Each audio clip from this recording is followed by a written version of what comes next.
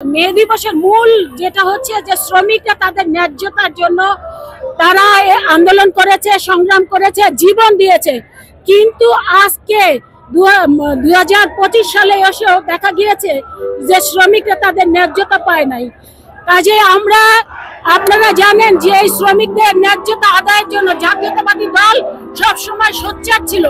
বিগত 17 বছর এই বাংলাদেশের শ্রমিকদের উপরে যে বৈষম্য হয়েছে, যে অত্যাচার হয়েছে, যে নির্যাতন হয়েছে, তাদের দাবিদারকে যেভাবে উপেক্ষা করা হয়েছে, আমরা বিশ্বাস করি আগামী দিনে জাতীয়তাবাদী দল যদি জনগণের ম্যান্ডেট নিয়ে ক্ষমতায় আসে, তাহলে শ্রমিকদের প্রতি যে বৈষম্য আচরণ করা হয়েছে, তাদের উপরে যে অত্যাচার করা হয়েছে, নির্যাতন করা হয়েছে এবং তাদের দাবিদারকে যেভাবে উপেক্ষা করা হয়েছে, আমরা বিশ্বাস করি জাতীয়তাবাদী দল ক্ষমতায় আসলে শ্রমিকদের এই দাবিদার, গ্রহণযোগ্য দাবিদার সকল কিছু মেনে নিবে এবং শ্রমিকদের এই ন্যায্যতার প্রশ্নে তাদের পাশে থেকে তাদের দাবিদার পূরণ করে নেবে। এটাই হচ্ছে আমাদের আজকের এই মে দিবসের প্রত্যাশা এবং শ্রমিক ভাই বোনদের প্রতি আমাদের মেসেজ।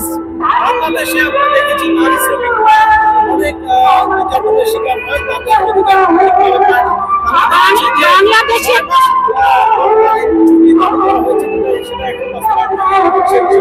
বাংলাদেশে আপনারা জানেন শ্রমিকরা তো বৈষম্যের শিকার, বিশেষ করে নারী শ্রমিকরা সবচেয়ে বেশি বৈষম্যের শিকার। নারী শ্রমিকরা কিন্তু দেখা গিয়েছে অনেক জায়গায়, বিশেষ করে পুরুষদের যে বেতন দেওয়া হয় তার অনেক ক্ষেত্রে নারীরা সম পরিমাণ বেতন পায় না। সে কারণে আমরা বলবো যে জাতীয়তাবাদী মহিলা দলের একজন নেত্রী হিসাবে নারী শ্রমিকরাও যেন বৈষম্যের শিকার না হয়।